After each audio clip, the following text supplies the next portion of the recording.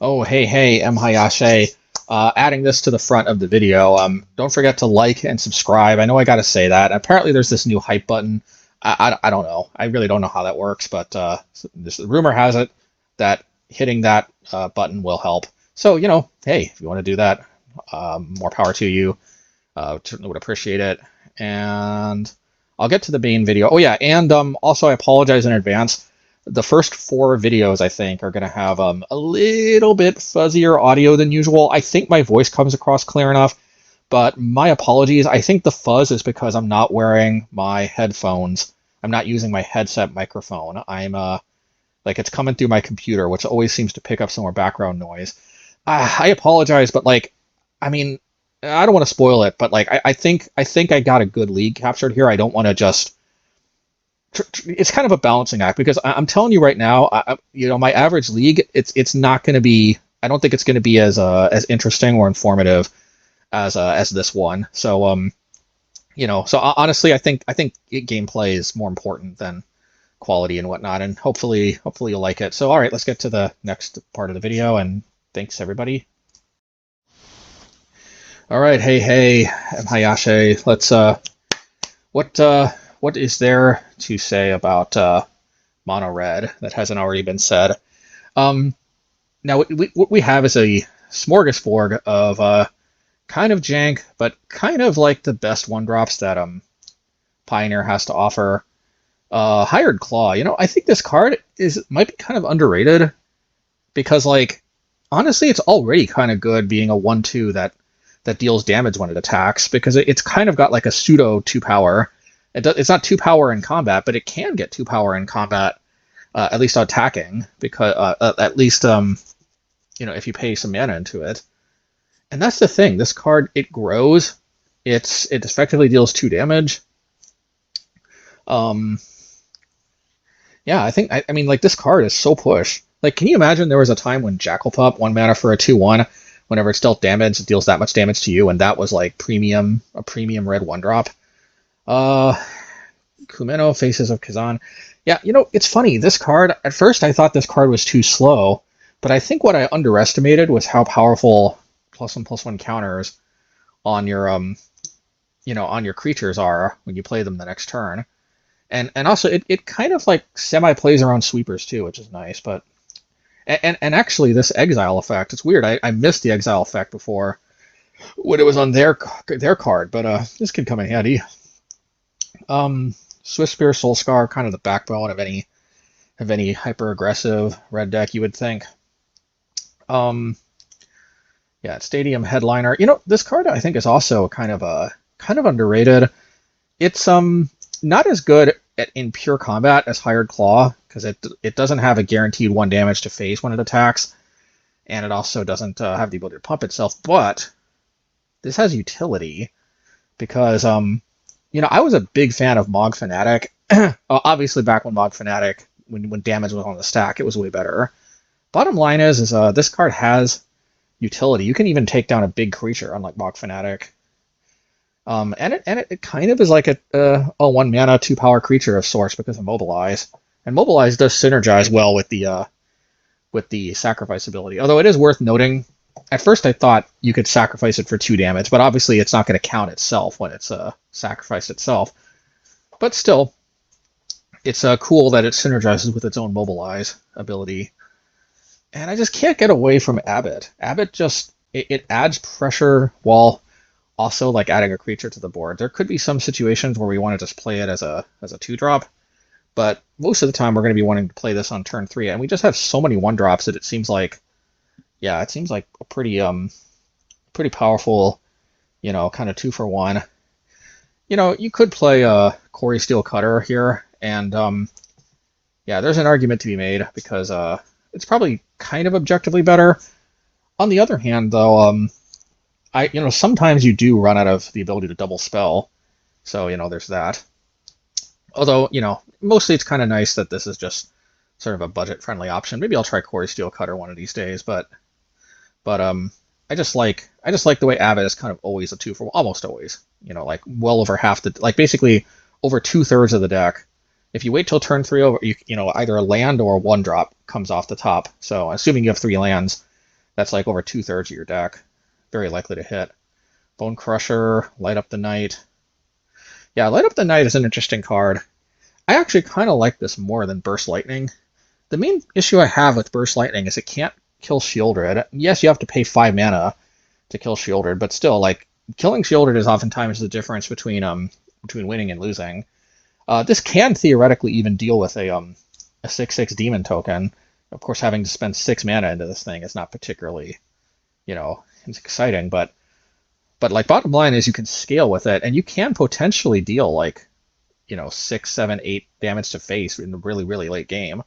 But really, it's just that it's an X spell that, it kind of scales nicely, like 1 for 1, 2 for 2, 3 for 3, because it's X+1 if it's a creature or planeswalker.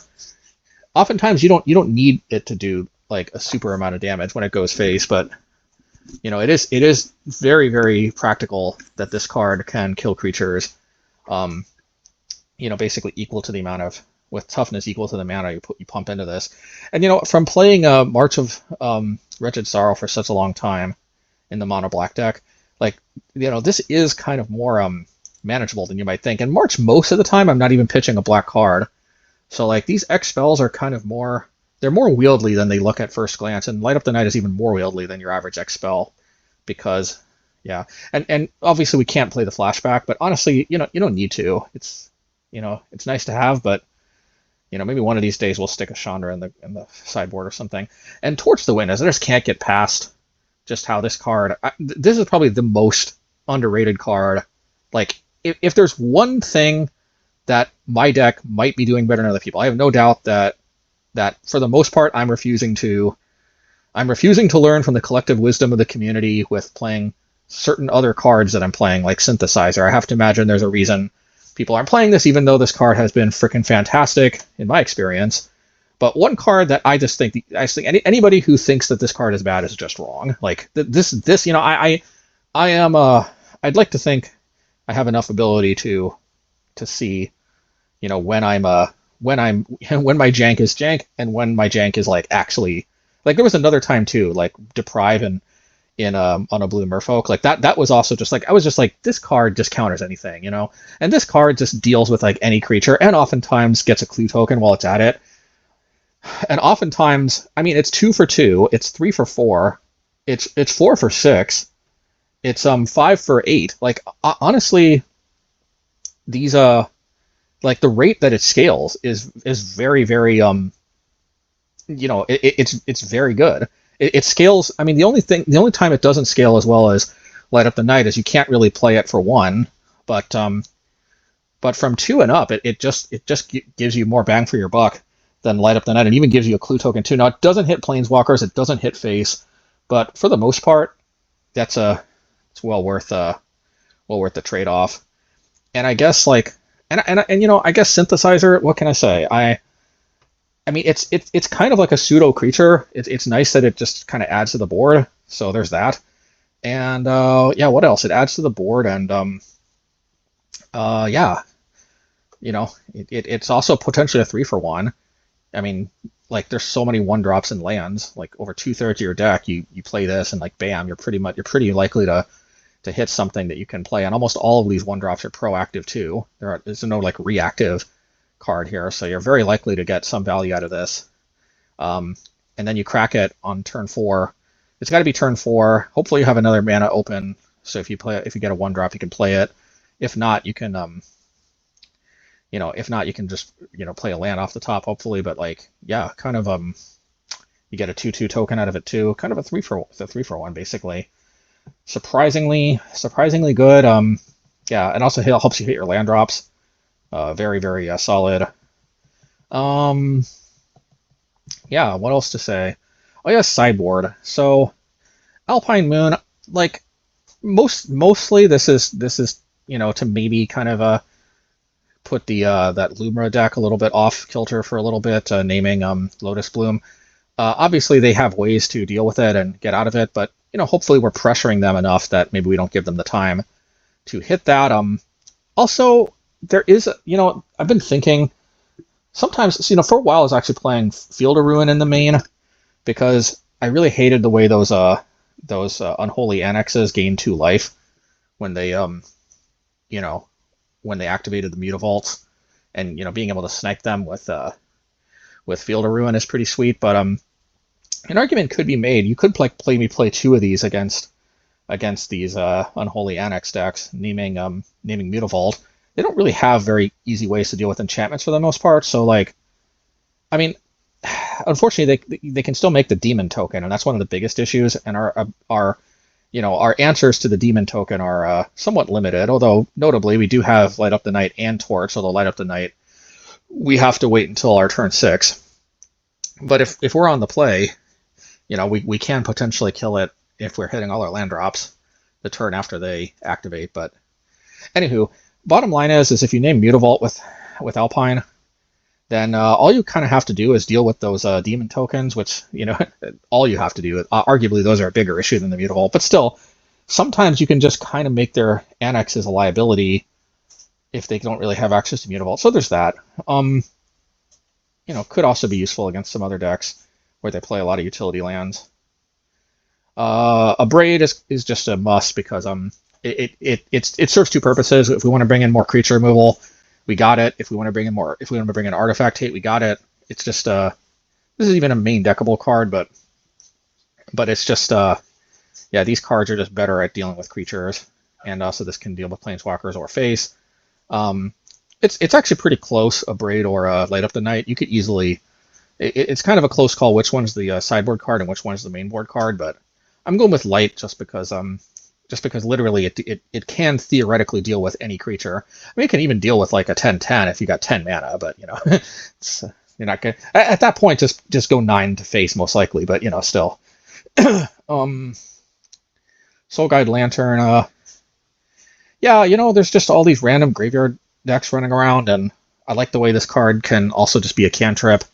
Sometimes you play it, you crack it, you play like another one, and you get like a bunch of triggers for your Soul Scars, your Swift Spheres, your Abbots. A thought came to me that I could play Unlicensed Hearse instead, and this is a deck that can take advantage of Hearse being a vehicle to a better extent than our other decks. But I'm still just not so sure because costing 1 mana is pretty huge. That's costing 1 mana is definitely not to be underestimated. But I'm very much I've always got Unlicensed Hearse in the back of my head. One thing about Hearse though is it's not as good in multiples, so maybe I want to play that as a 3 of, and then I could play Alpine Moon as a 4. But Alpine Moon is also kind of, you don't usually want to see too many of these. Although I suppose it's like literally only against like Lumra that I even want to probably bring in 4. Honestly, against like even if I were to bring this in at naming Mutavault, I'd probably just bring in like 2, because like if I see 2 of these and they see like 1 Mutavault, then this is pretty much card disadvantage. I mean, it's kind of card disadvantage anyway because the Mutavault can still tap for mana. I don't know. This is I just like the way, I guess, Soul Guide Lantern. If we start getting flooded with these, we can just cash them in to draw cards. Also, if they try to zap it, we can cash it to draw a card and maybe. Anyway.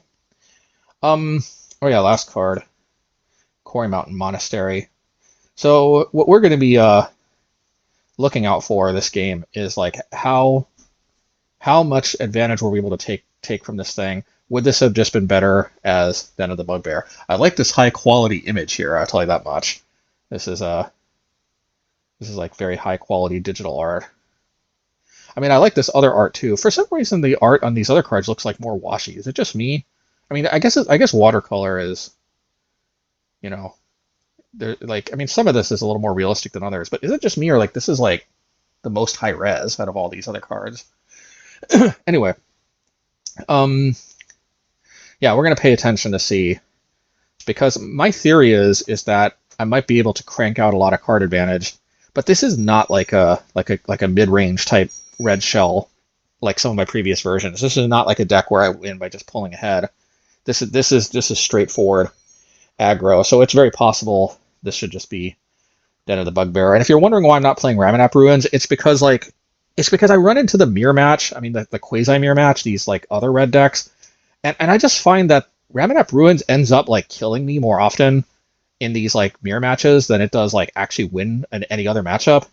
It's weird because Ramunap Ruins is like scary as heck when I'm facing it, against other decks. But literally, like Ramunap Ruins, I've never actually got a kill with it. Once I thought I was going to get a kill with it, and then they flashed in a Wandering Emperor, exiled a tap creature, gained 2 life or 3 life or however much life they gained. They gained some life and then proceeded to win. And so like I thought Ramunap Ruins was going to win me the game, but it didn't. That was like and that was the close. I was like, finally, Ramunap Ruins is going to win me a game, and then it didn't. Of course, that's. But I don't know. I don't know what it is. I don't know why Ramunap Ruins. I mean, to be fair, whenever I play Den of the Bugbear, I like never activate it. So there's that. On the other hand, Quarry Mountain Monastery, I might not ever activate this either, and it might just come into play tapped. And Den of the Bugbear comes into play tapped after turn 3. I mean, turn 3 and forward. So there could be an argument to be made that just mountains is better.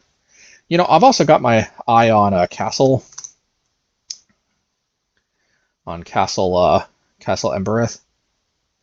This is only problem with this is like if we get like 2 of these in our opening hand and no mountains, these are clunky.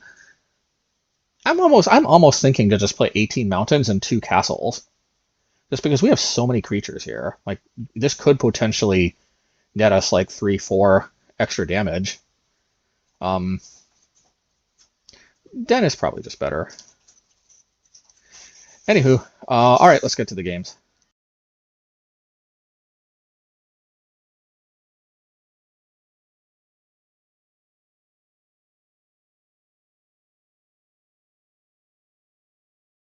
Okay, I guess this is a keep.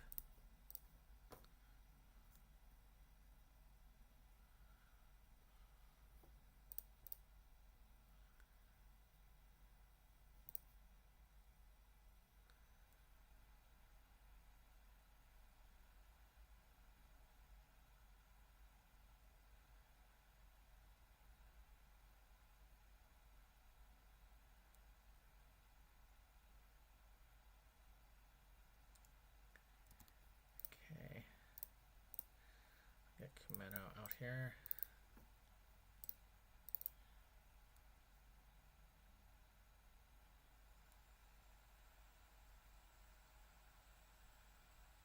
Alright, I guess we'll torch the witness. Okay. I would have liked to get some excess damage, but I just don't want to take any more damage from this than we need to.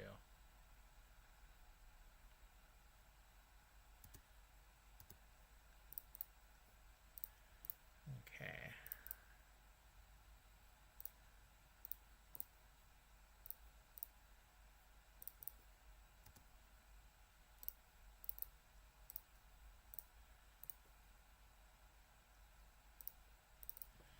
Alrighty.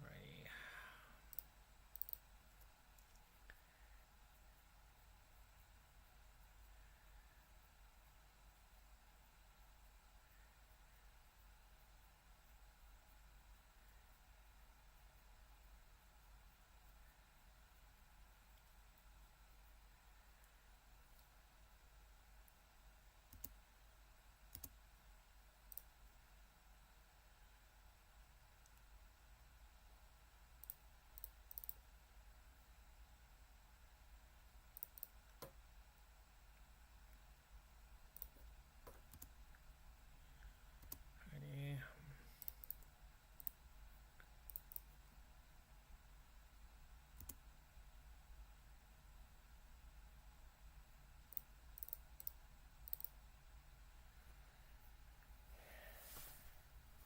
A lightning bolt? Monstrous rage, okay.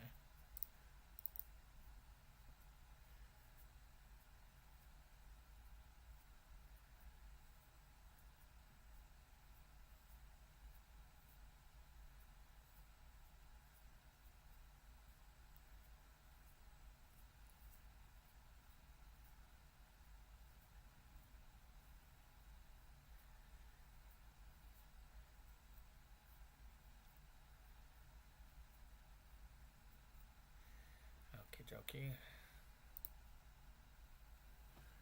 I wonder why this graphically looks so messed up. Let's see here.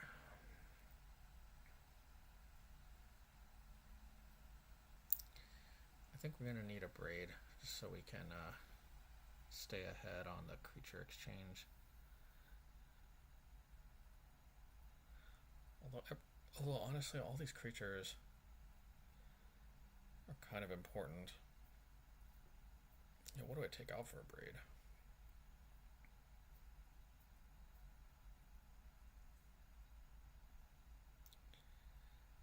Stadium Headliner. Kumeno.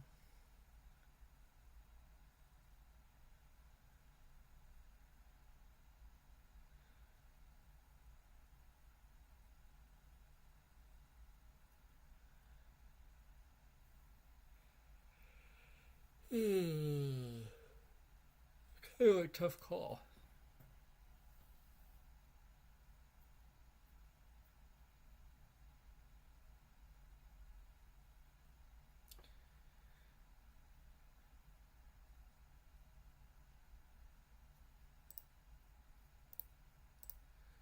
Maybe Stadium Headliner.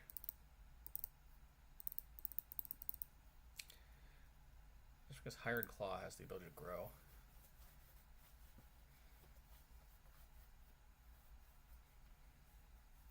Although this would have been nice, a Stadium Headliner in this particular configuration.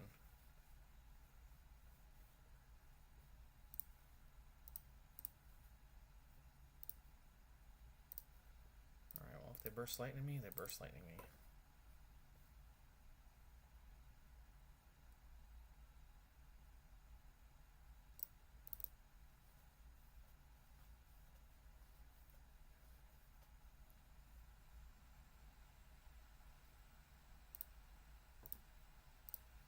Let's braid that.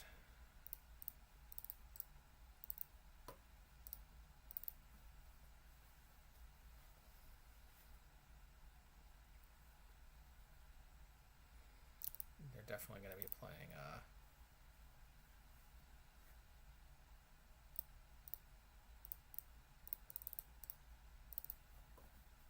I need to be aggro.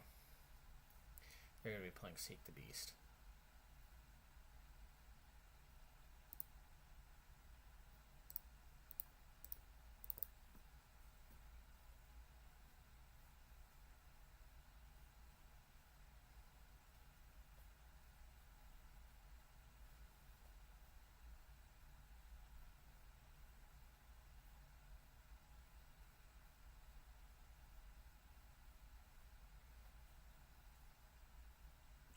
They didn't play Emberheart Challenger.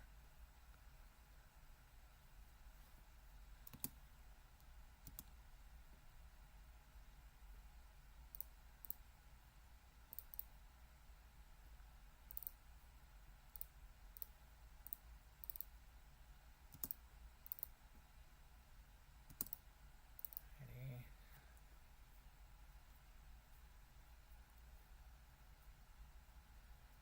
Well, I'm not going to gain life anyway, so...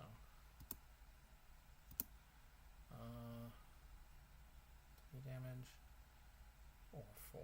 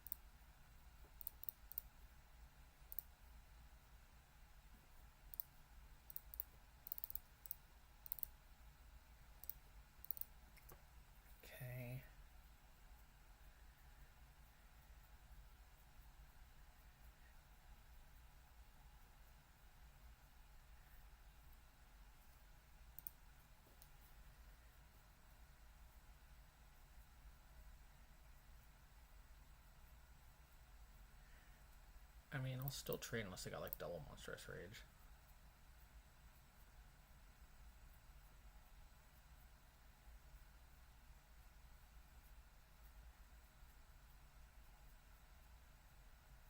Oh yeah, it Prowess also.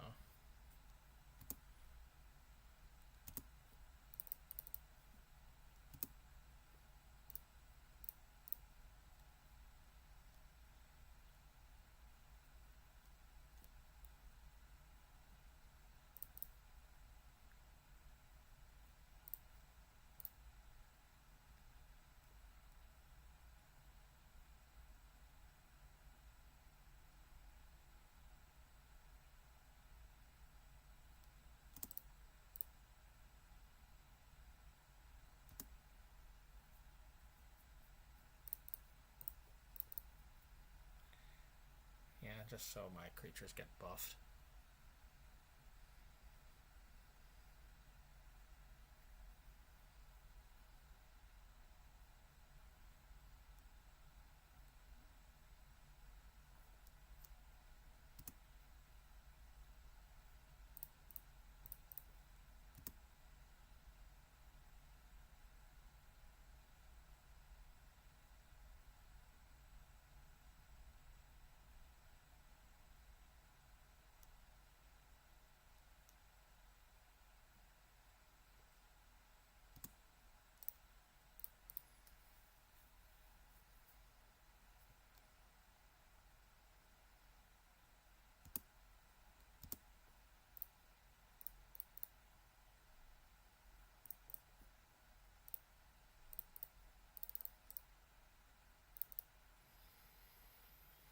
Okay.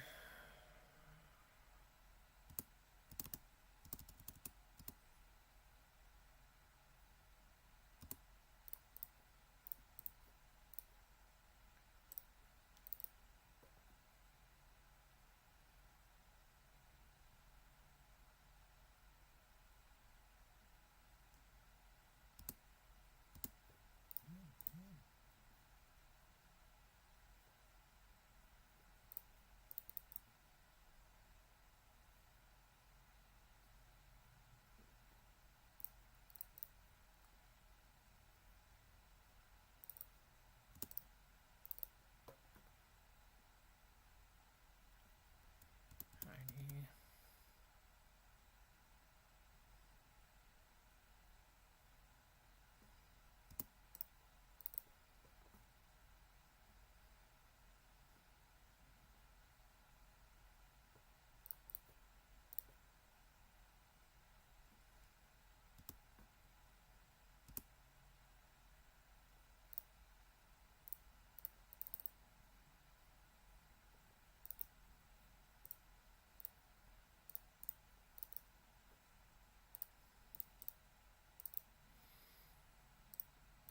Hopefully they don't burst lightning me.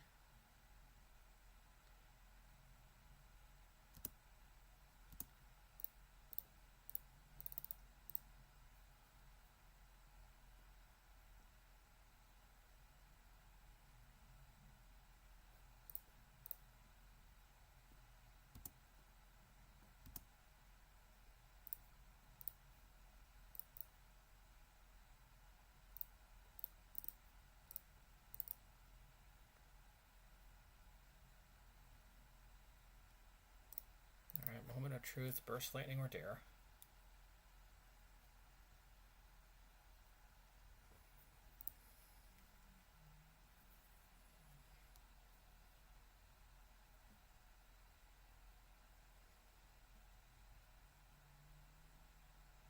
I got double Ramanap Ruins, but it might take them a little while. Oh, they can't cast both of them anyway.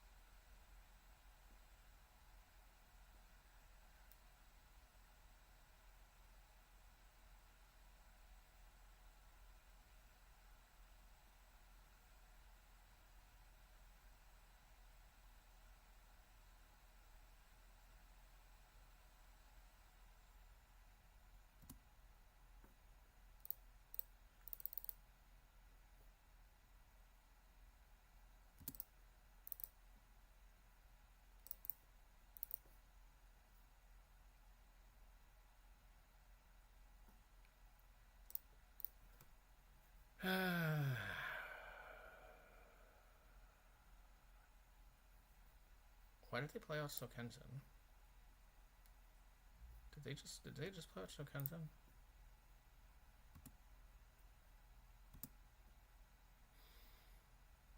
How much damage is this? 8, 9. I mean, it's pretty darn close to lethal, but not quite.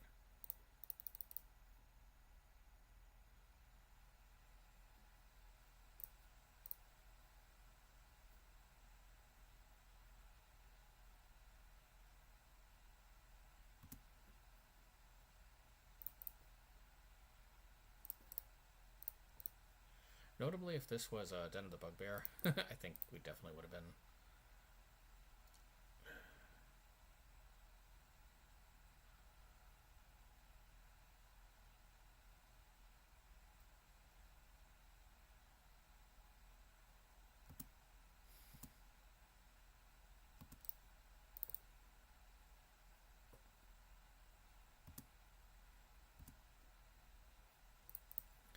Alright, let's see if this gets the job done.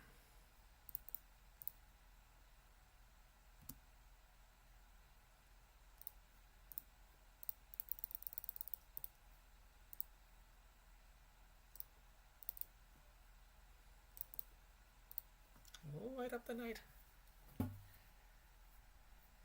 Yay. Alright, play. Alright, I mean, my hand seems pretty decent. Should I play Stadium Headliner first or Kumeno?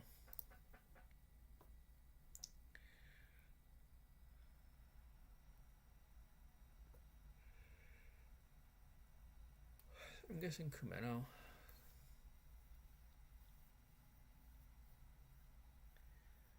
But really not sure.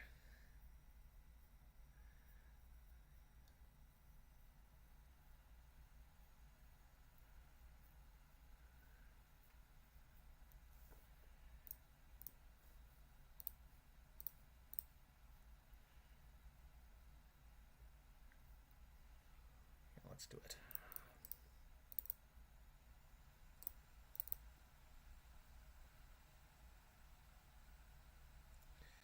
Ooh, they match my energy. I'm getting a little floody though.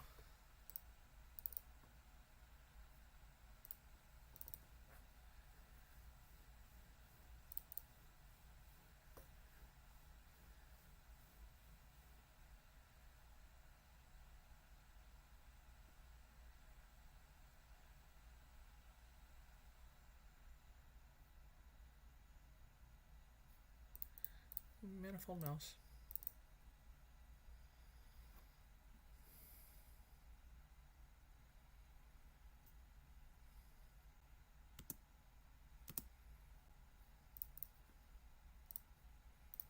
That's torch. Hopefully I get the, yes I do.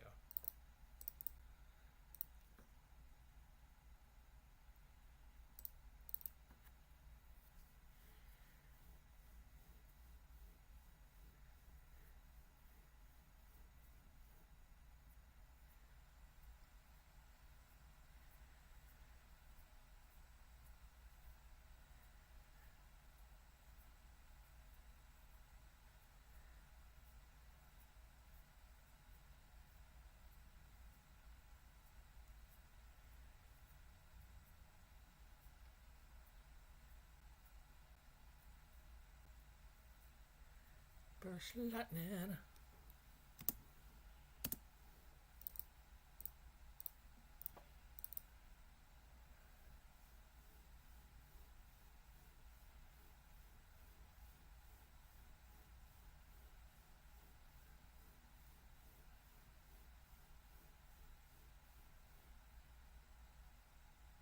Lightning strike.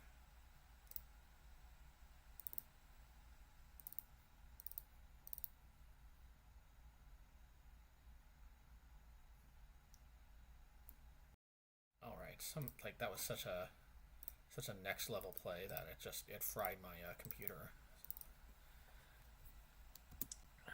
couldn't handle it. I'm surprised they did that rather than going after my etchings, but I guess Bone Crusher is that scary.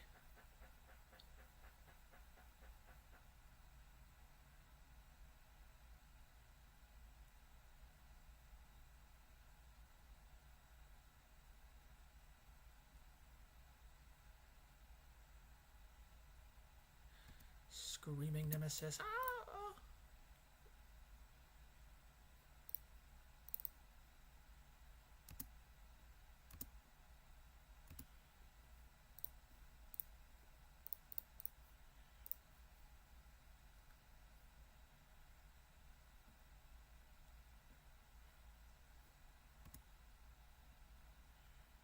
Okay. I want to be able to stomp.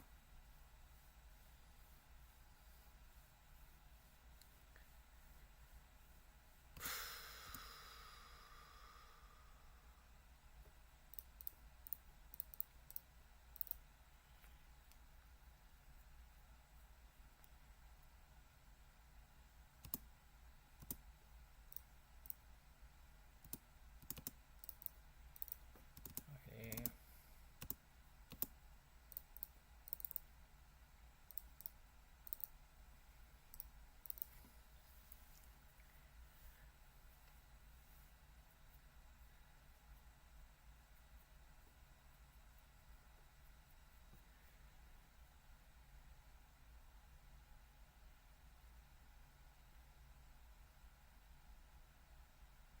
I'll block it with Bone Crusher if they rock face it.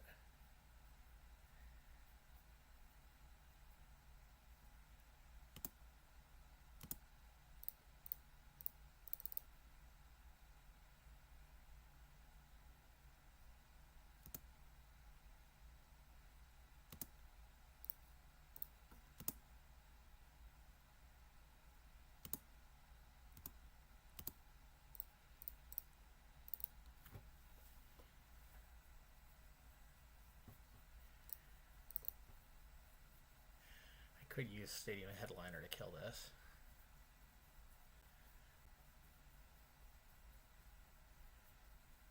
Okay.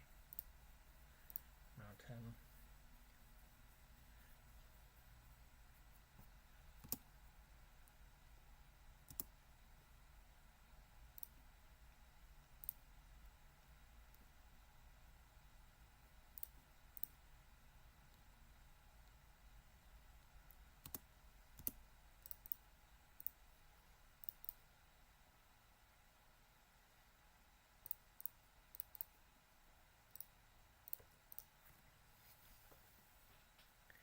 Yeah, but that's 5 damage though.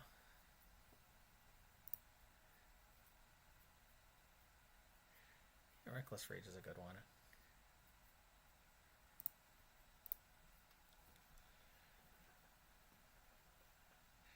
Okay, now a Braid. I think a Braid is a good... It's a good card to bring in, but the question is what do I take out? Because maybe Light Up the Night, although Light Up the Night can be very, very sweet.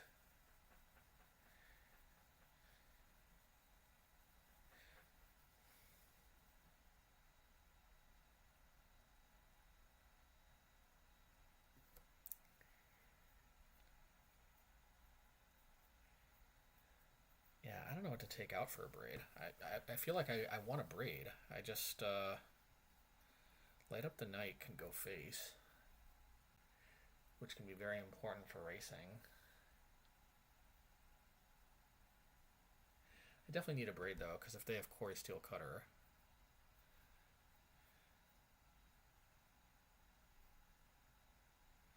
You know what, maybe a Soul Scar, because Soul Scar messes with my,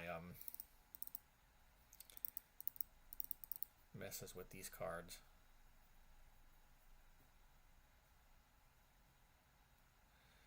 And I also think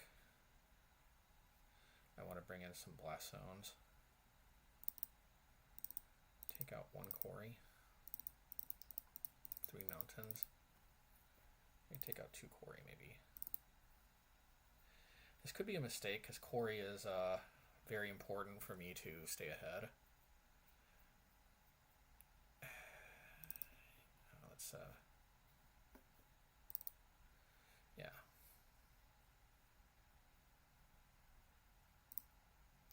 Yeah, 3 quarries. It's not an exact science, but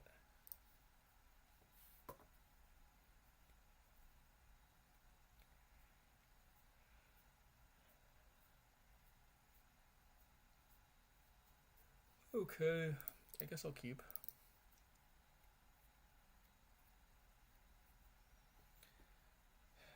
Link Faces of Evil. Which is your all favorite Zelda game? Link Faces of Evil or Zelda Wand of Gamelon? You gotta pick one of those two. Alright, let's see here. Let's breed this one.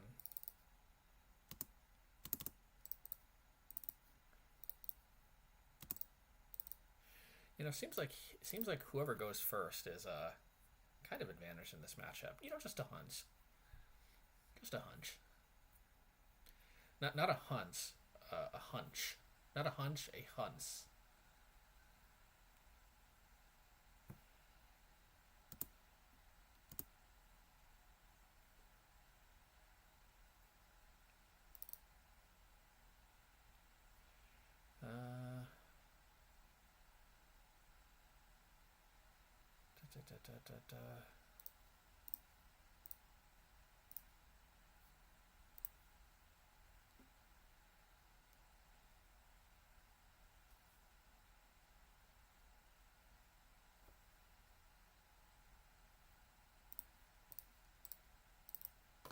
Just in case we want to pump it next turn. It's possible. I kind of doubt it, but it's possible. Okay, good thing we saved this for Screaming Nemesis.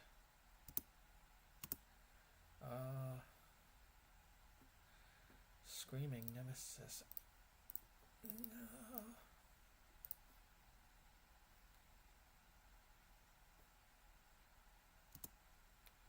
Alright.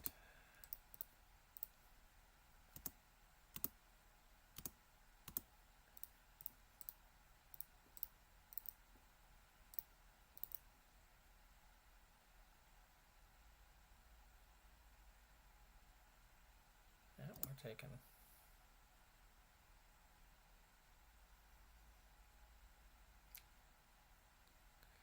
Another Link Faces of Evil.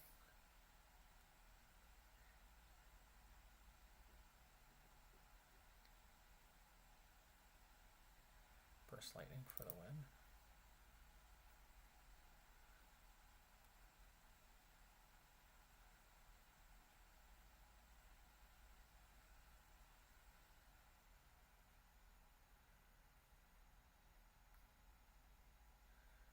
Okay. I think I do like this though. Let's go.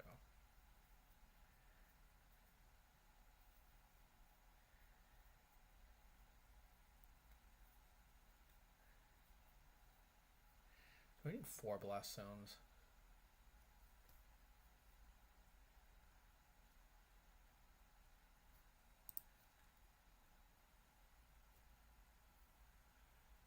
I will keep.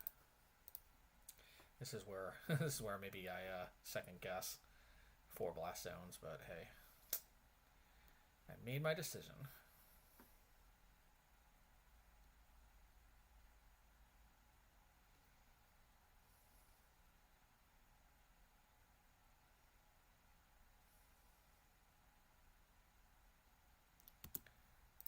Okay, Link Faces of Evil.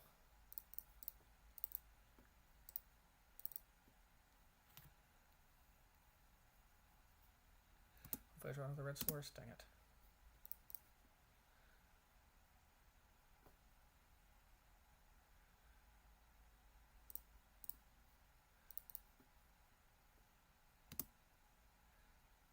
Yeah, this really should have been a red source.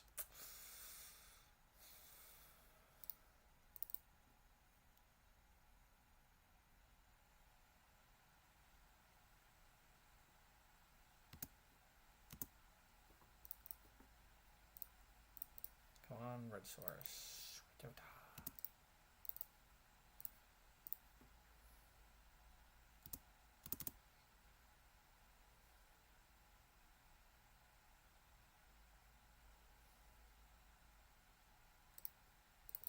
Murderbass Forge is a weird card because actually kind of on the play you'd think it would be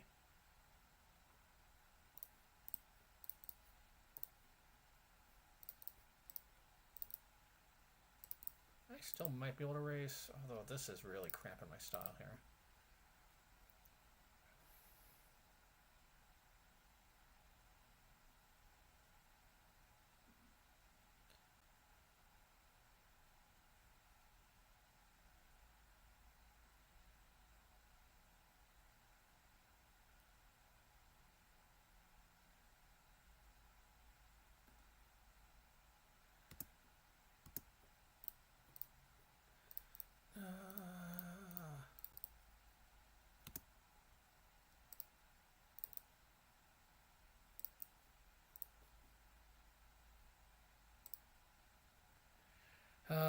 If this would have been a red source, I might have had a better chance, but I just don't see it. I don't think this was good on the draw, on the play maybe. That last game, I think I needed to both draw another land and have that blast zone be a mountain.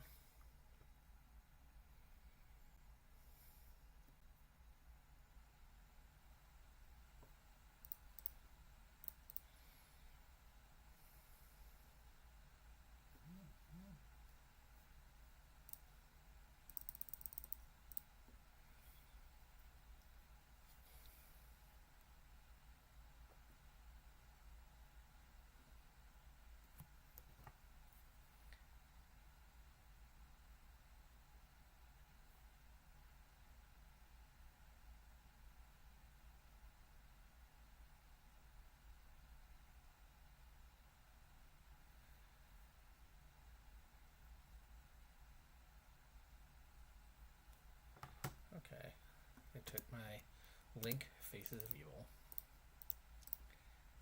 I'd rather they take that than my Zelda Wand of Gamelon.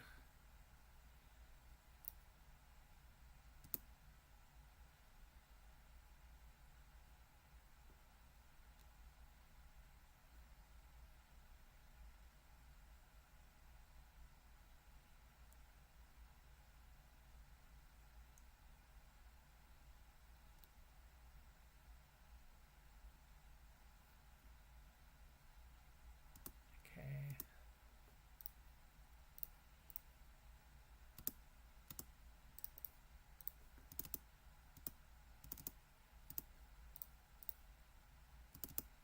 Alrighty.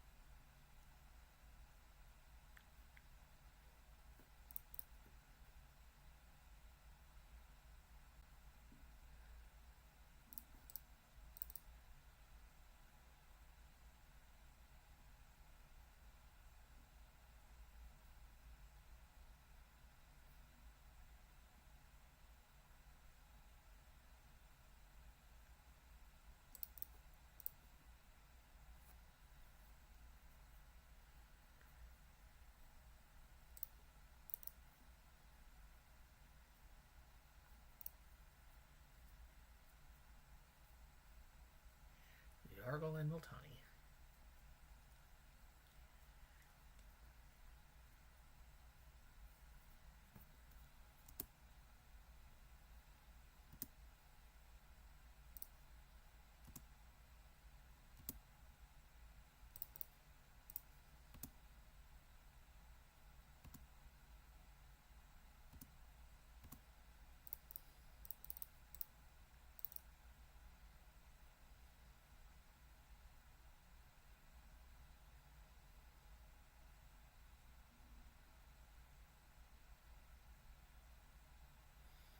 So the last card in their hand needs to be both Jarl and a land.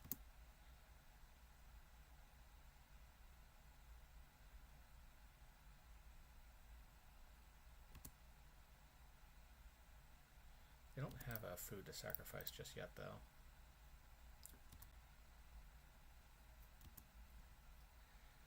Let's see.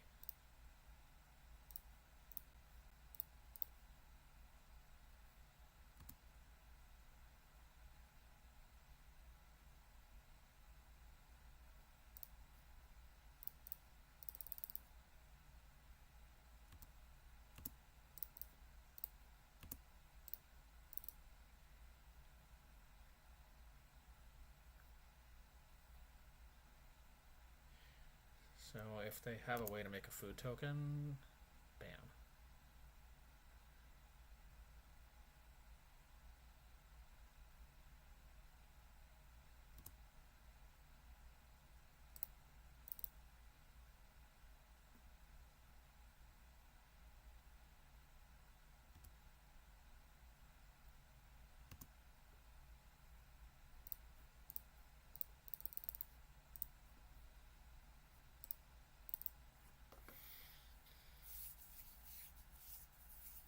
Okay, I think we somehow weathered the storm. Somehow weathered the storm. Gotta love it. I think we want Blast Zone. This is a matchup where Blast Zone is worth it.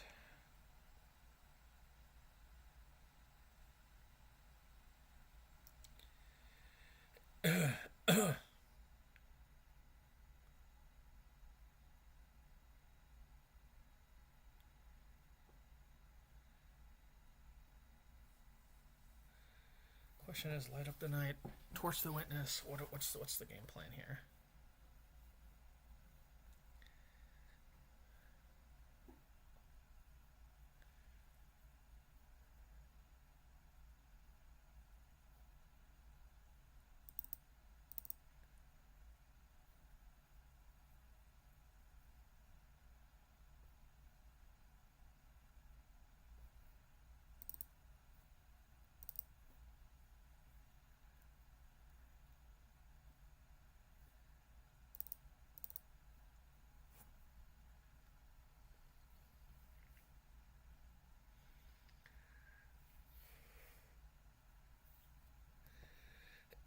And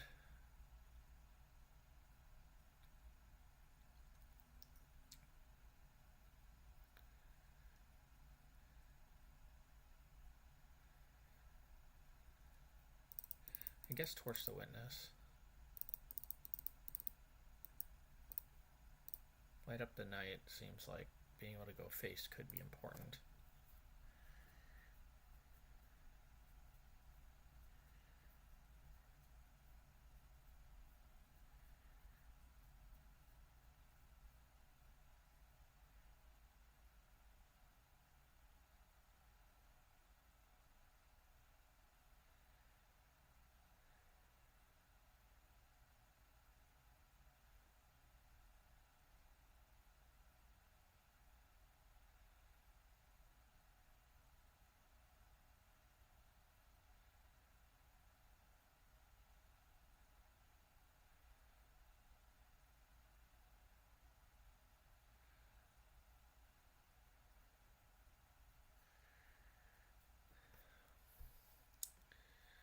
Alrighty.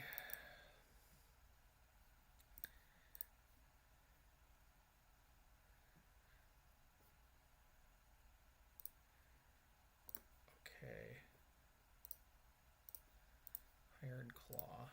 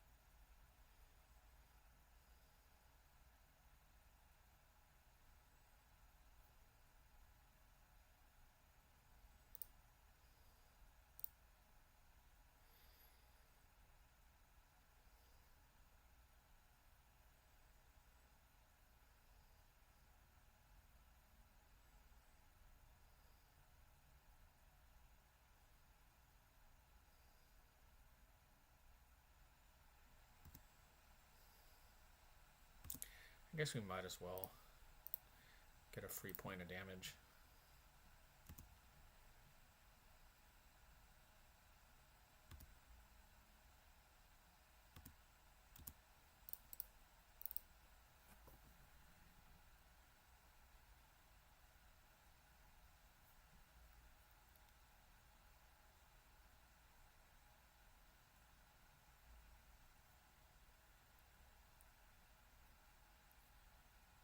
Scavenger's talent, it's got to be.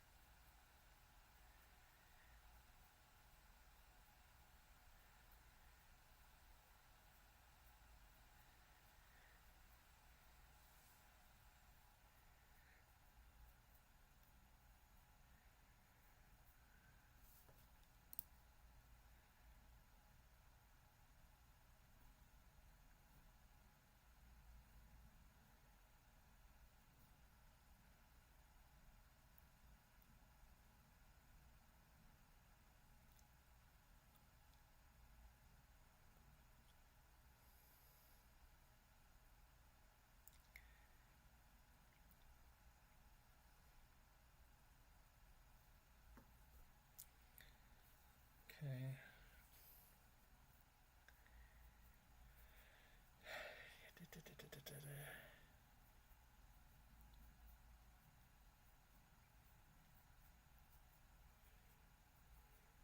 Ugh.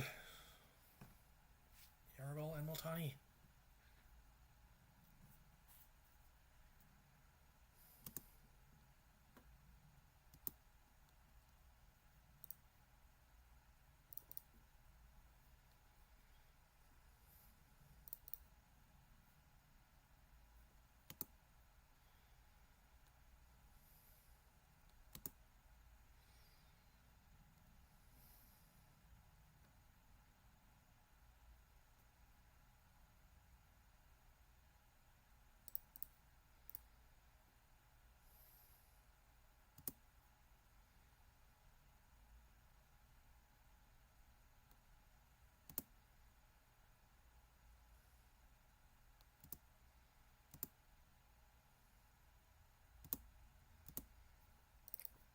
Unfortunately, as long as that food token's there, they can just keep doing you know what.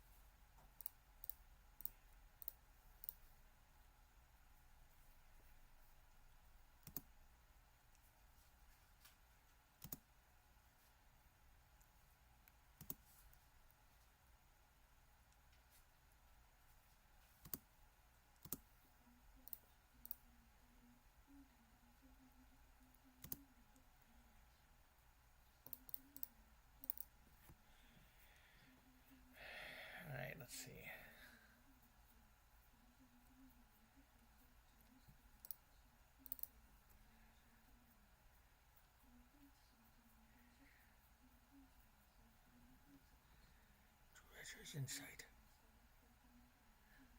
Blooming Marsh. Dreadbore Pathway.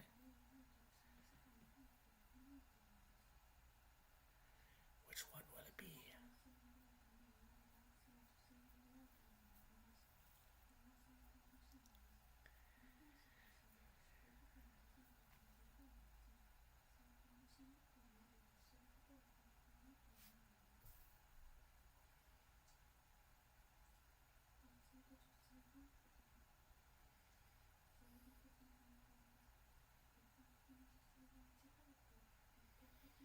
Interesting, they took the Witch's Oven.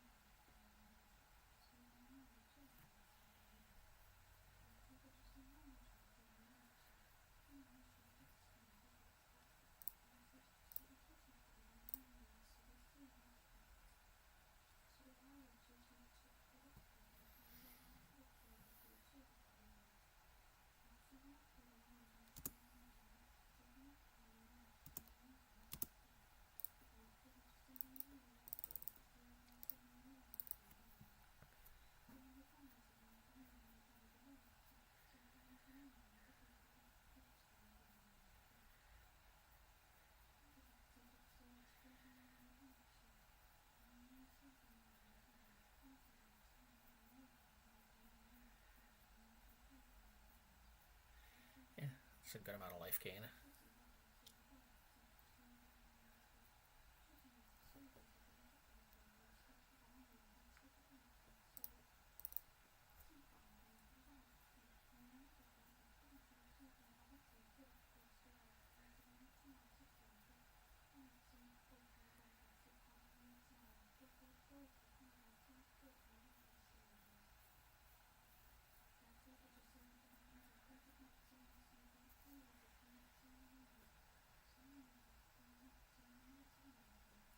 Okay, that's fine.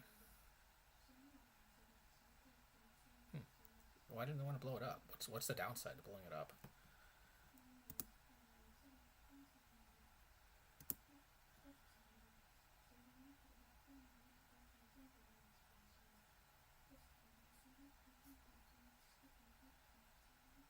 Yeah, I don't get it.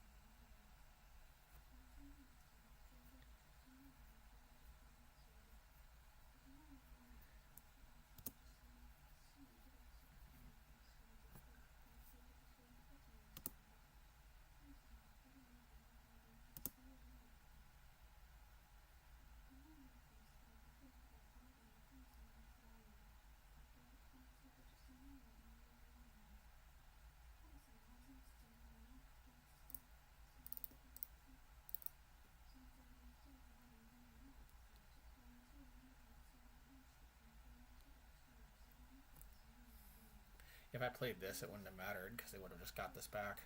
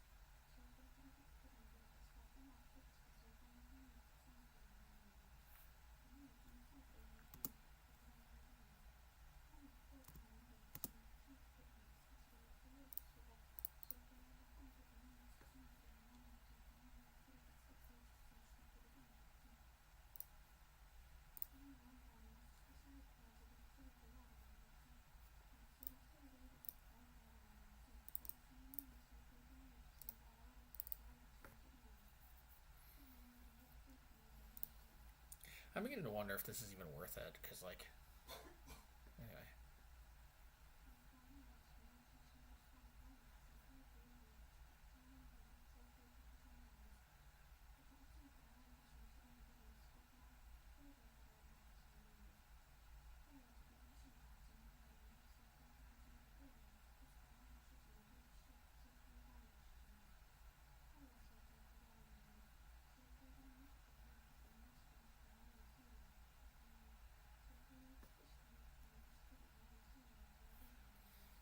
Okay.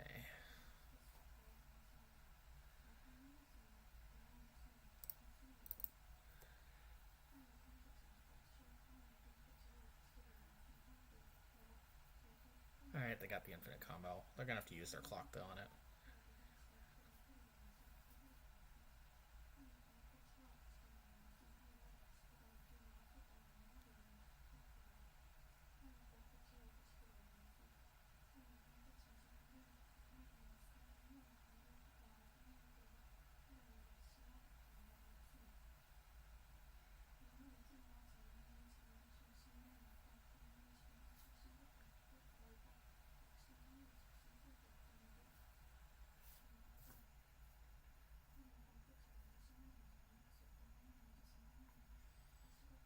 Okay.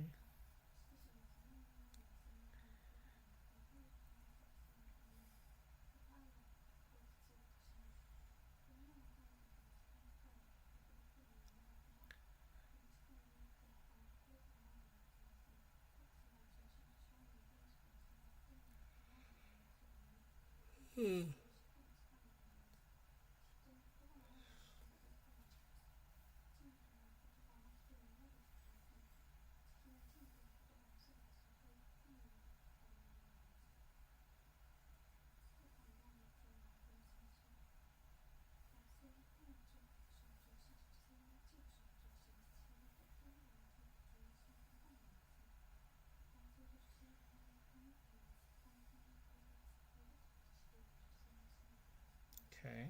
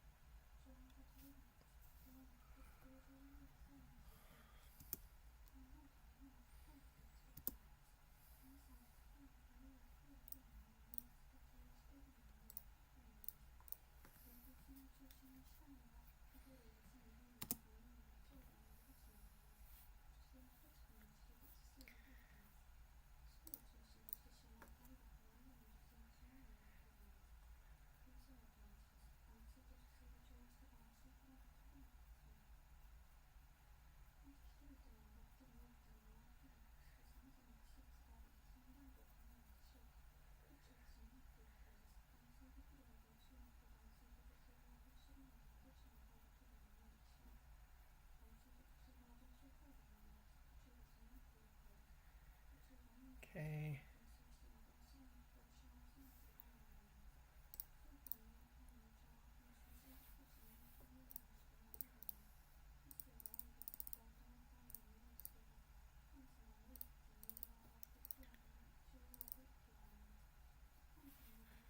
I want to gain some life.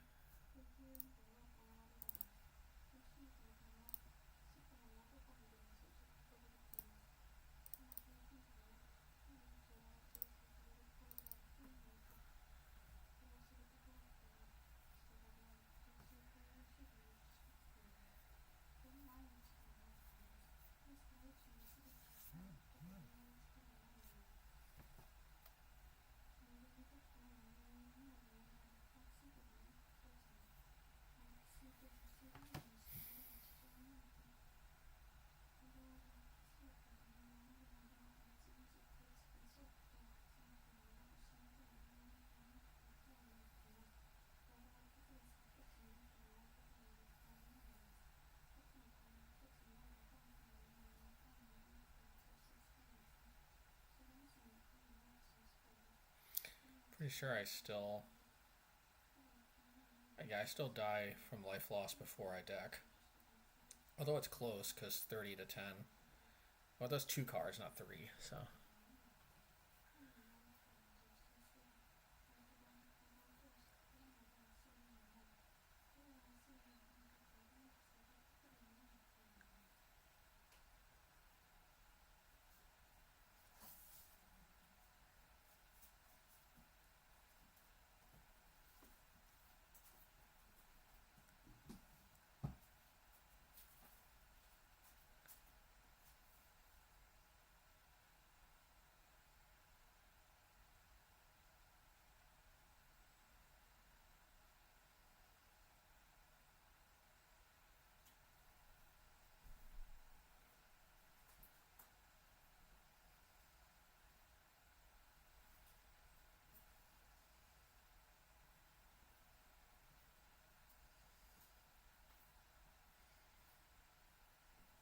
Okay.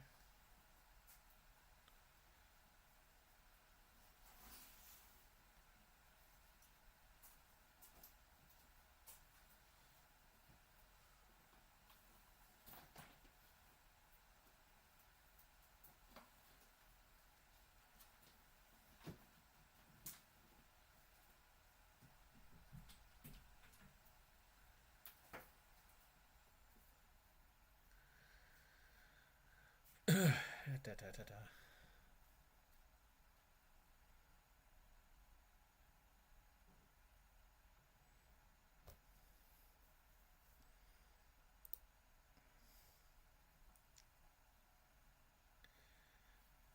Should I play Torch the Witness?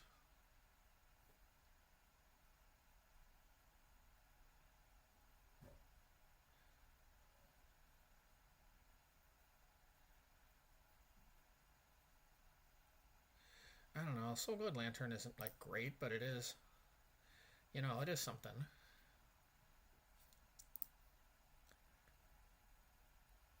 Alright, I mean, I'll keep.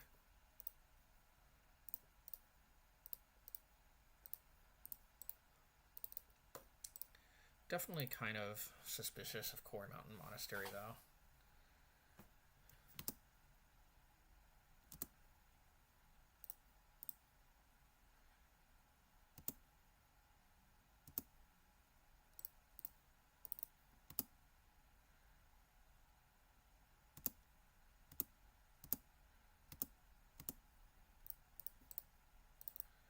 Okay.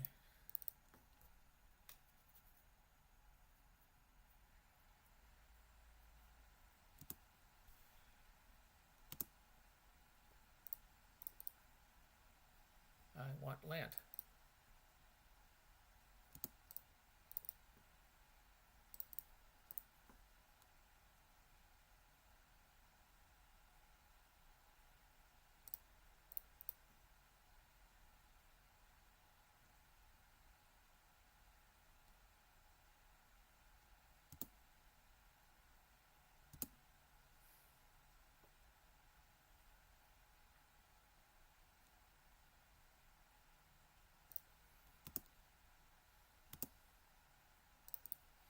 I'm just going to play out Bone Crusher.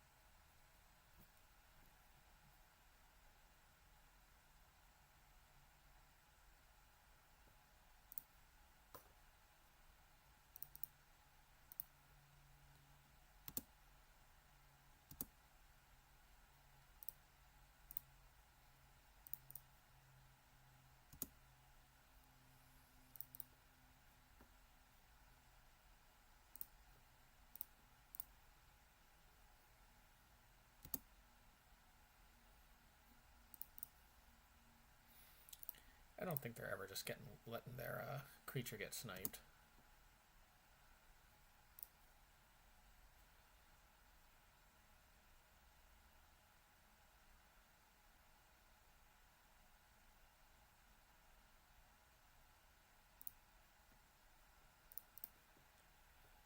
Should I light up the night?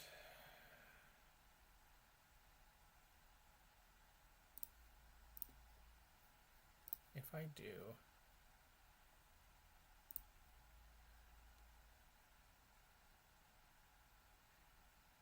they're gonna obviously sack it, but then I might be able to.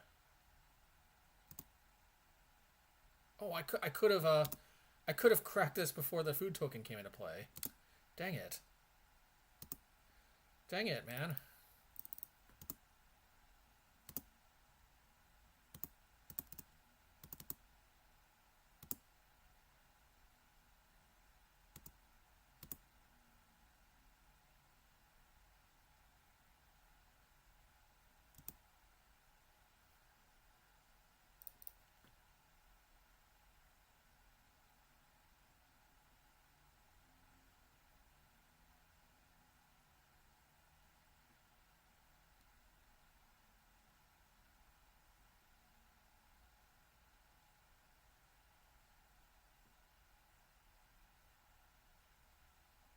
Should I get the land or should I?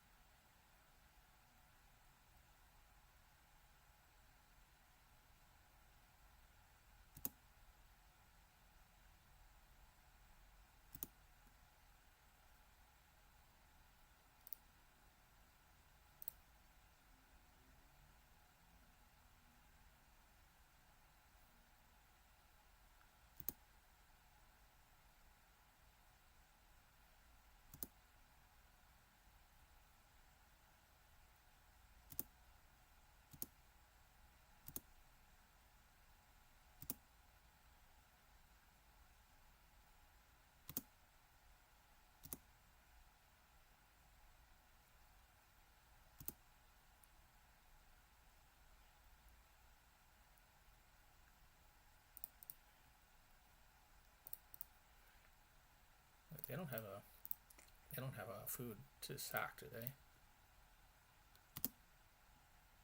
Exile because of this guy. I just consider making that up for the lantern. Like, it's not that cheesy because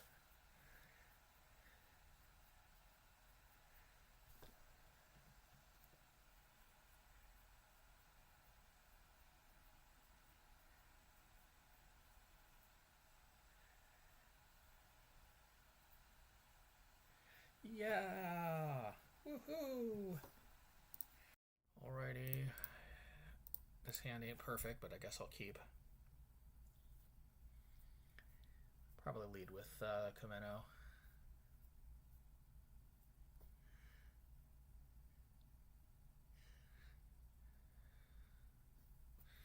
Good old Link Faces of Evil.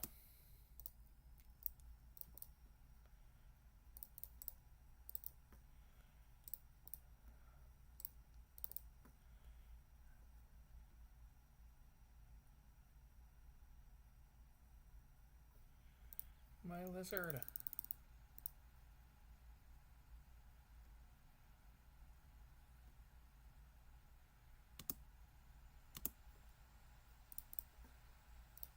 Alright, well, I guess I get a beefy Soul Scar.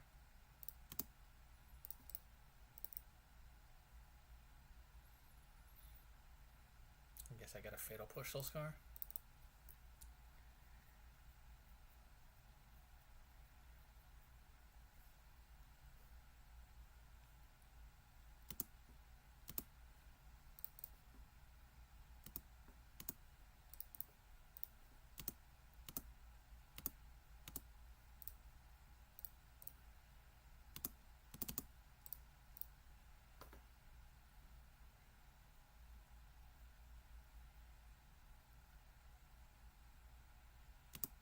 Okay.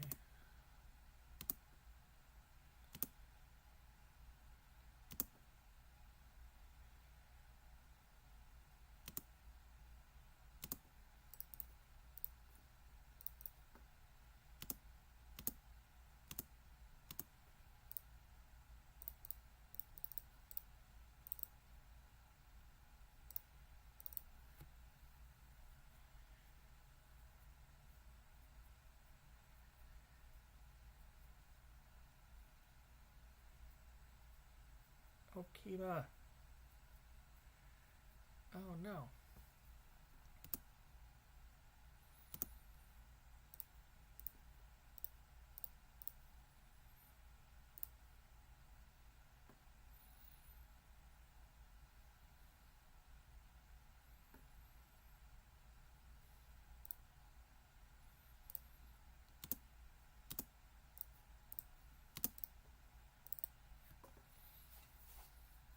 Okay.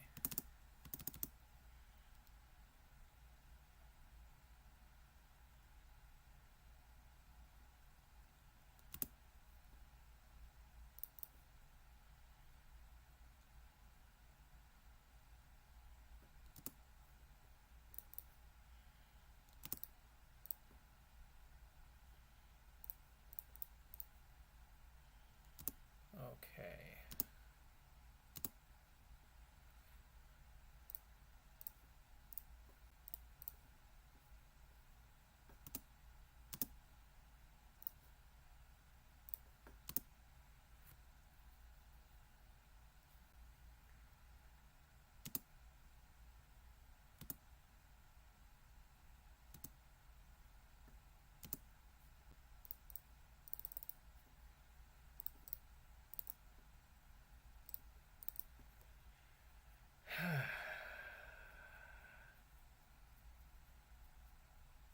Oh, that's good. Didn't want them to thought seize me.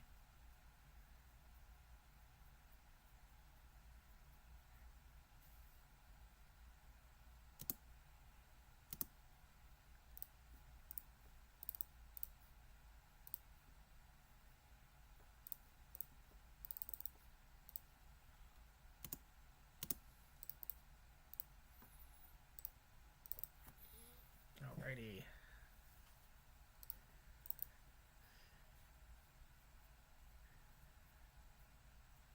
I'll take it. I want Soul Guide. I want a Braid.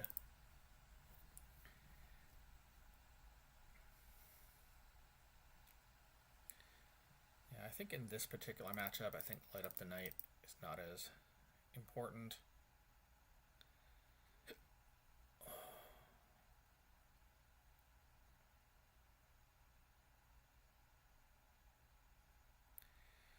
Stadium Headliner. Just like how good is this? I can use this as sort of creature removal.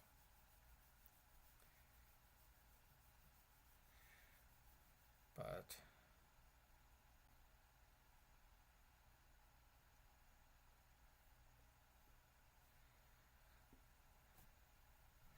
maybe I take out Soul Scar. Because they're not. If they had the indestructible creatures, then Soul Scar would be MVP.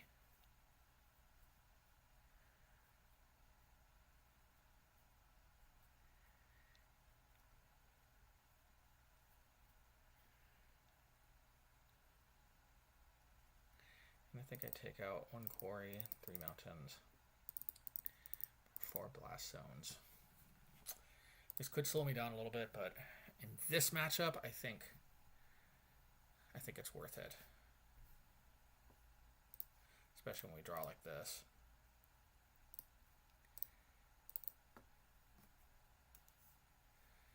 And I got my Link Faces of Evil.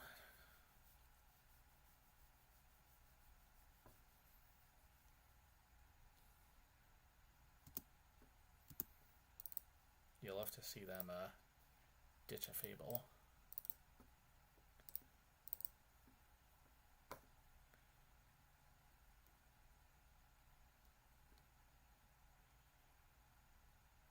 You don't love to see that.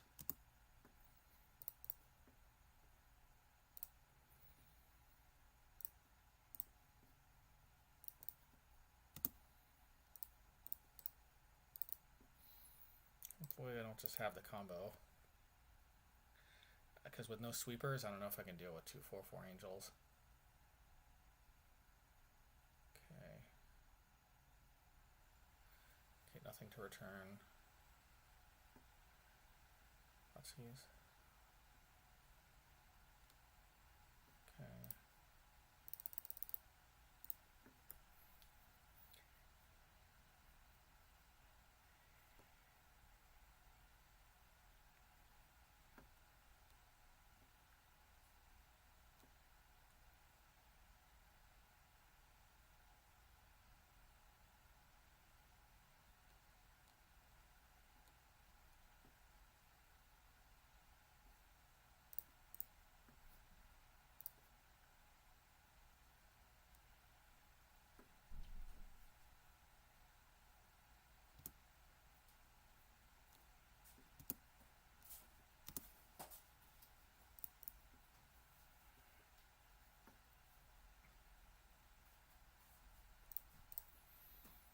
This is too important because I feel like one of the only ways I lose is by let's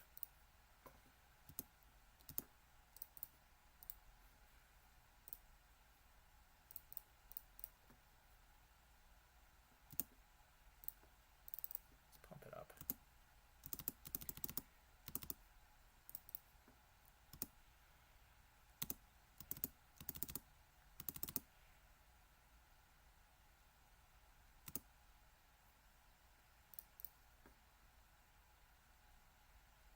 Instant sorcery enchantment land, so they can still. Okay.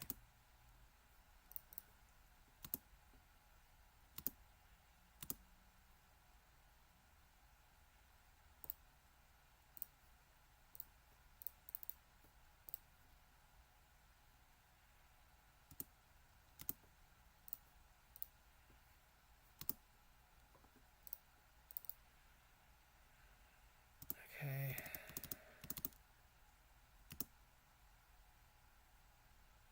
Well, we'll take it. Alrighty.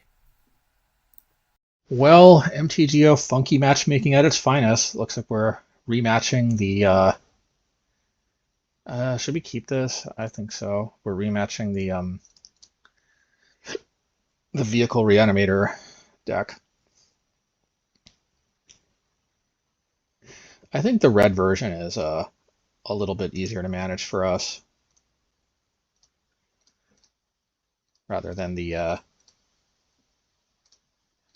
white black one, just because it doesn't force us to have artifact removal.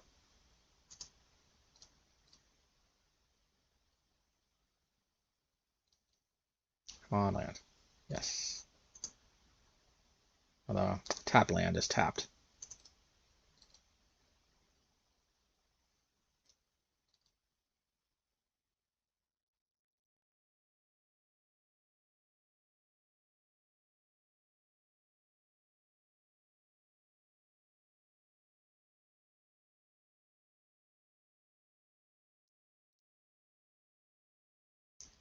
What did they return to their hand? No cards. Okay.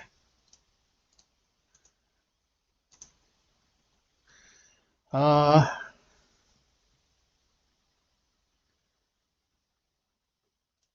yeah, this one and this one, and we'll play the synthesizer next turn.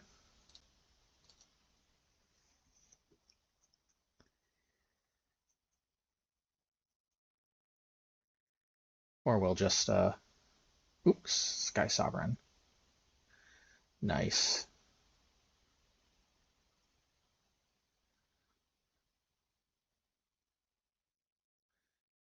So we took a lot of damage, but it's not like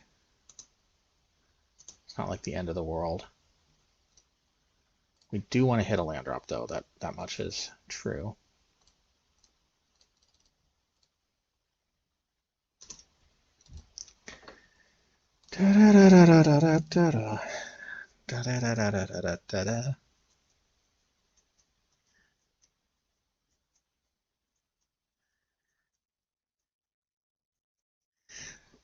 Which one, I wonder?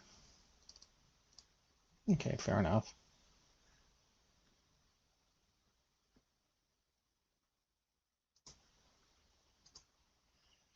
And let's do this one. Might as well, I guess.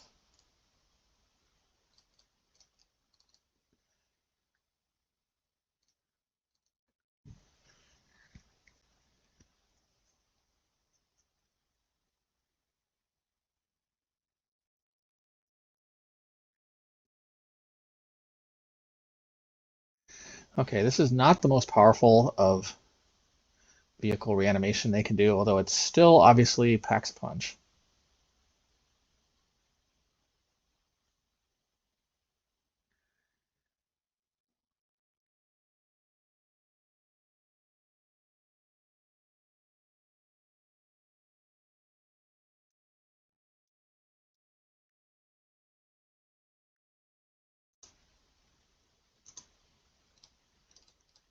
Okay.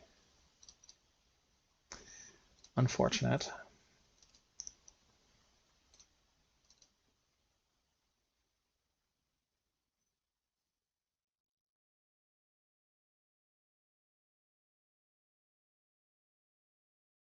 Yep. Well, not much I can do about that.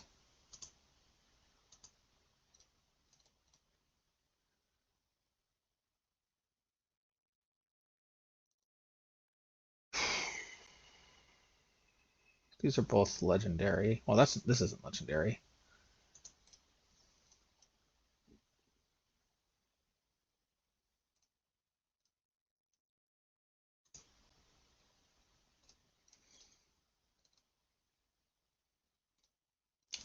So I can copy this, shoot this.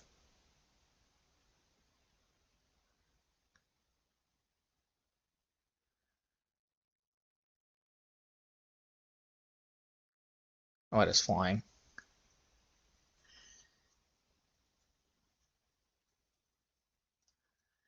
Okay. So the guide should help a lot. Do I need Bless Zone? Yeah, I think it helps a little bit. Does it though? Yeah, I think so. Yeah, Light Up the Night can be a braid. Instant speed. And Soul Scar. Soul Scar can mess with my abilities. Okay, let's go.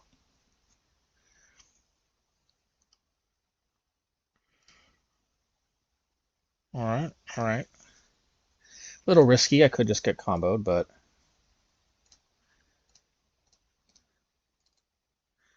I like being proactive.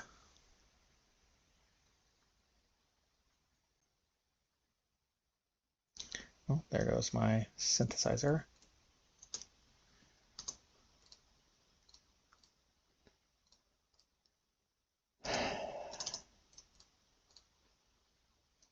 I like the way that triggers twice.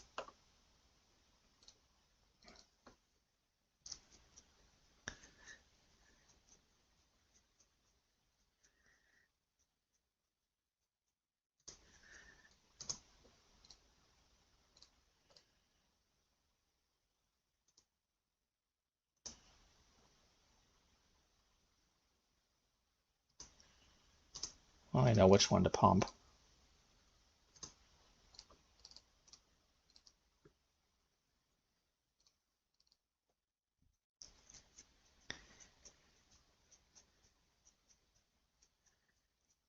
Ooh, pest control.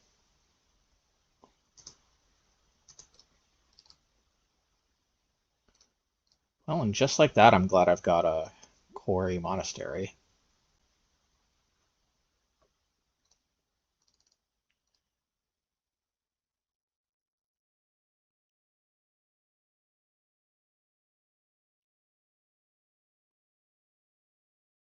Let's see, I might get Stomp or something.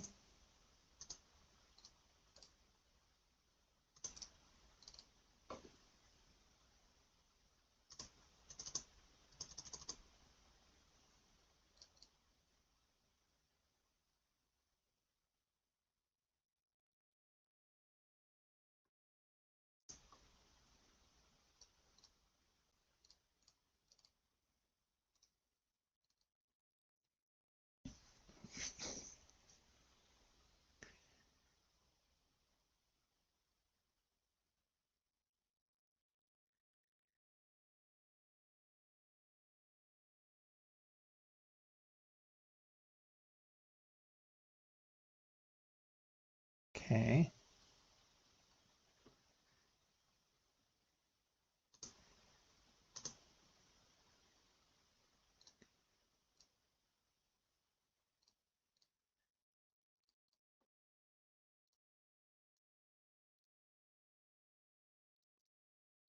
Okay, I like it.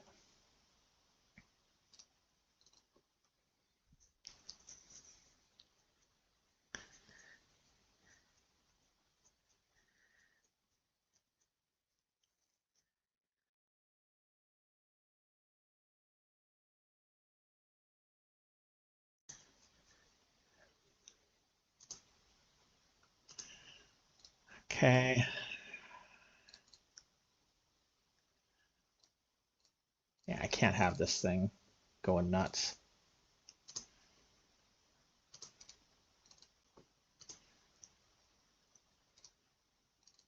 Unfortunately, it's gonna gain the untap ability.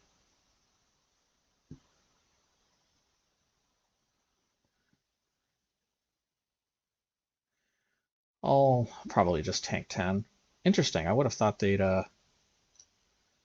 untap the Okiba, the Grease Fang.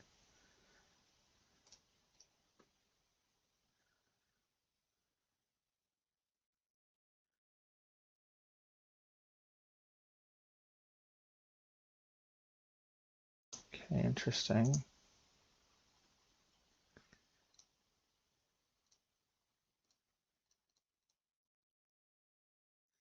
Let's see. I'm probably going to attack and hit the fear, or hit this. Probably that.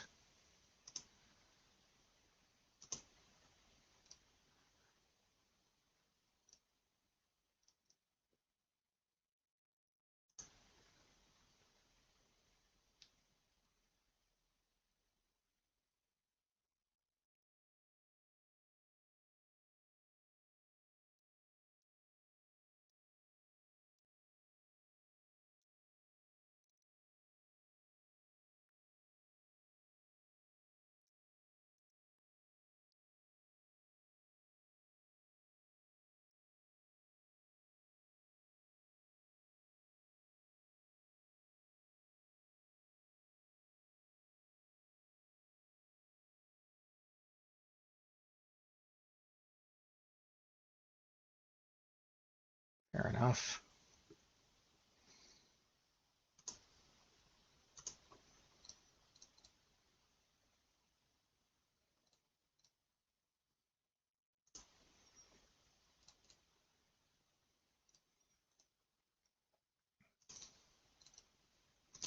I'm still probably tanking.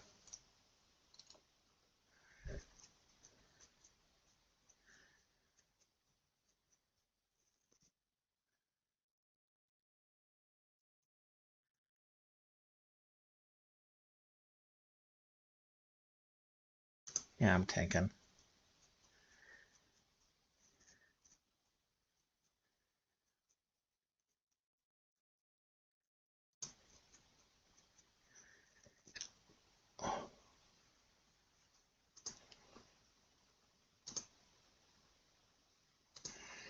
Theoretically, this is a win if they don't have some kind of removal spell. Okay, fair enough. Uh,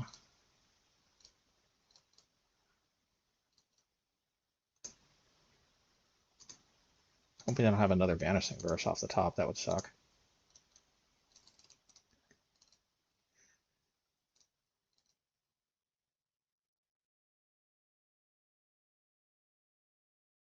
Take it. Okay. Yeah, let's run it back. Notably, we did not see any Blast Stones that game. That is something to note.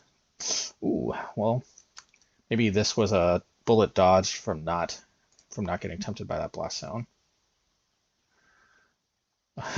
Well, if that last was a bullet dodge, this one is walking right into the Firestorm. Maybe Swift Spear is. I know, so weird. Swift Spear is like objectively the most powerful. So it looks like they took at least one mulligan.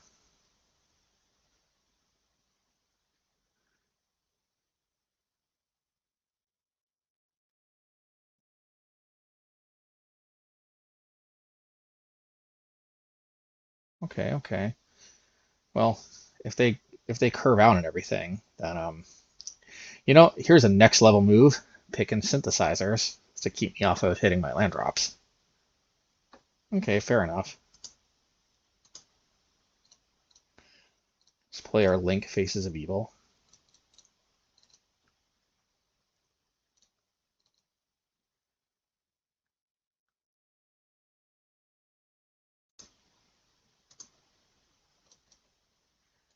We gotta hit a land drop. Come on. Yes. Headliner, Hired Claw. Let's do Hired Claw because Headliner we want to sacrifice most likely.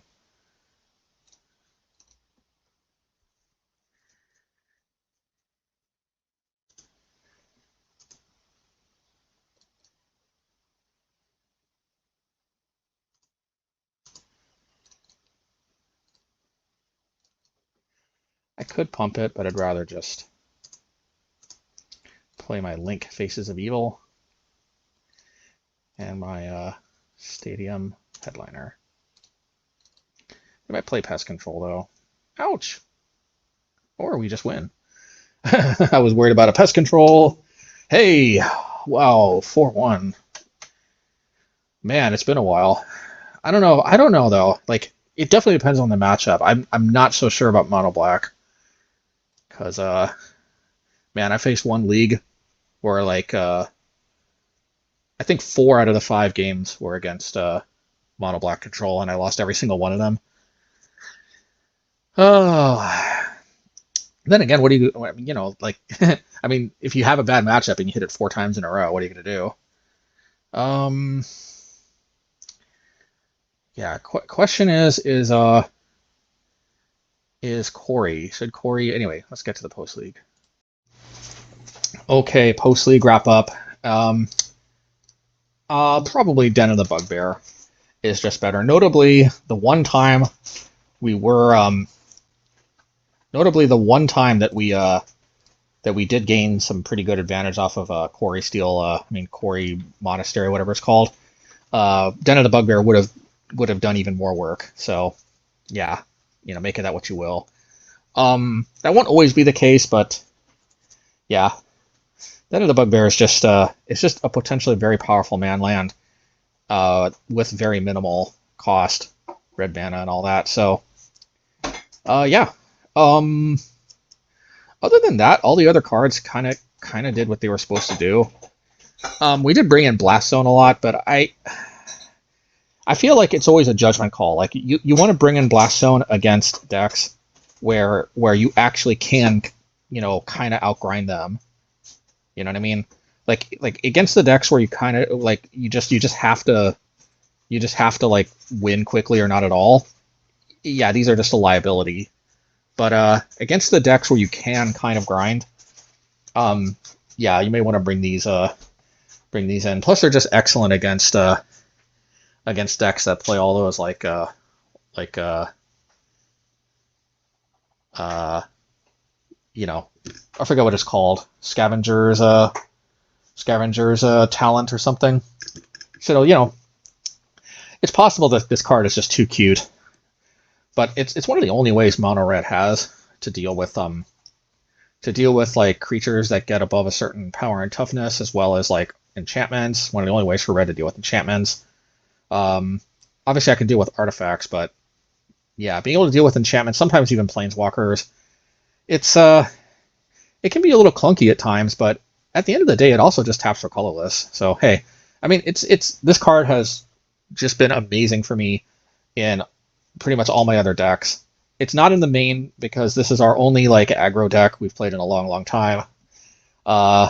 It's yeah, what a blast from the past, playing aggro again. But other than that, an argument could be made: do we really need Alpine Moon? We'll keep it in for now. Maybe we'll try it one of these days, naming Mutavault or something. But yeah, it's hard for me to justify bringing in like Field of Ruin and stuff because it just like most of the time their utility lands they're not like important enough to justify that. And if they are, maybe Alpine Moon is just better at doing that job. Anywho, um,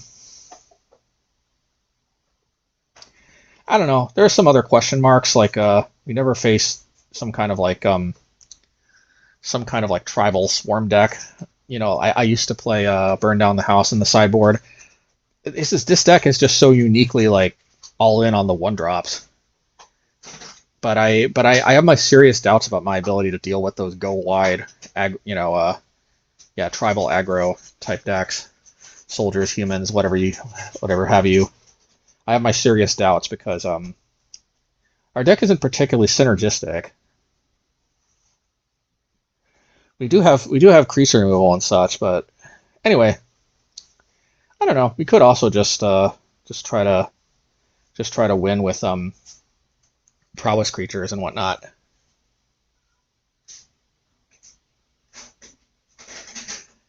Uh, a thought comes to my.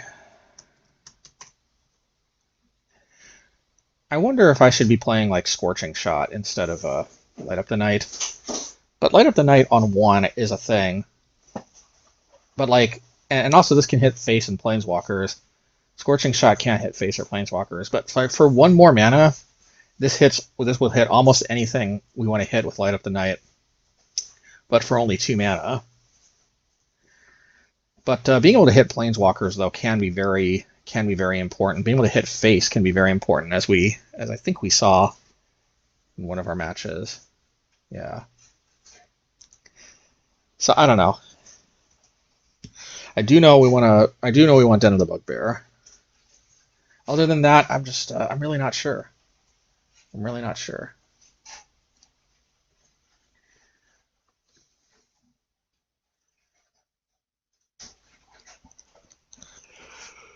I guess you can't beat everybody, right? But that's a whole class of deck. These go wide type decks. That's a little bit concerning to me that I just kind of don't have a plan. against them.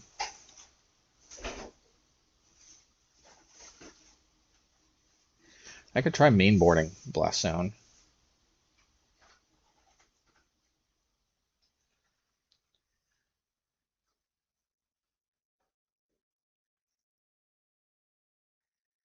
Hmm.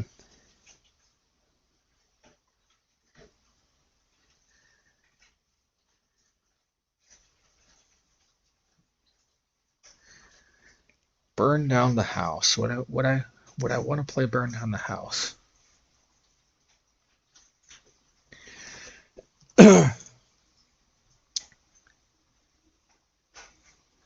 This card, burn down the house, looks so jank, but it's better than it looks like. Mainly because you can create these 3 devil tokens. Like, if you don't want to sweep, you can create the 3 devil tokens, and those are no joke.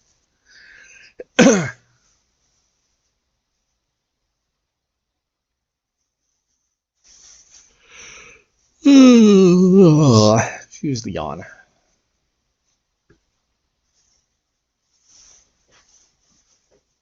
I don't know though. With a deck this all in on 1-drops, I'm just not so sure I can justify. I'll tell you this much. Here's what we're gonna do.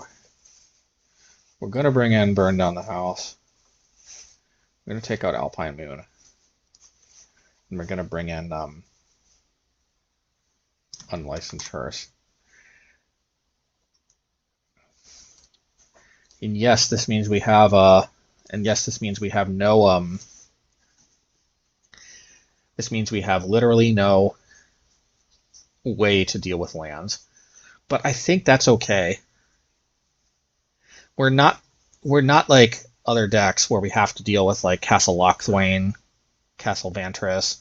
The way we deal with those castles is we just overwhelm them.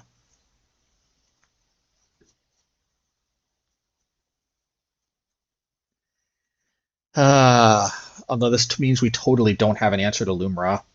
Maybe the answer to Lumra is just rushing. But I mean, having an actual hate piece in addition to rushing is probably better. You never know, because think about here's the thing. Think about if we face a Lumra deck. I suppose because I'm just thinking what we take out. I guess we'd take out Experimental Synthesizer, but we definitely want Unlicensed Hearse. I'll tell you that much.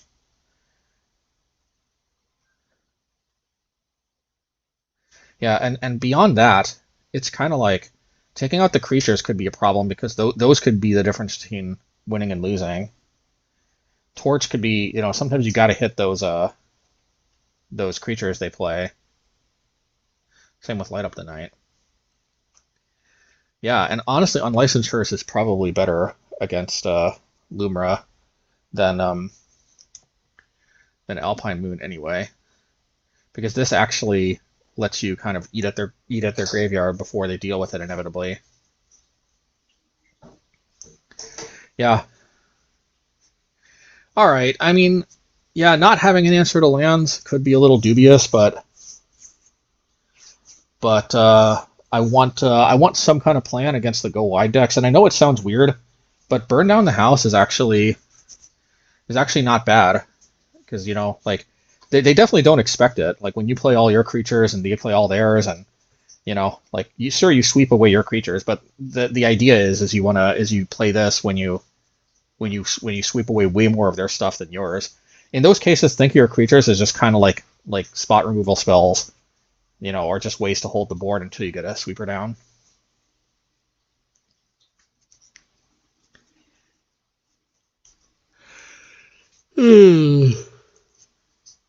Use the yawn. But yeah, that's what I'm thinking. All right. Until next time.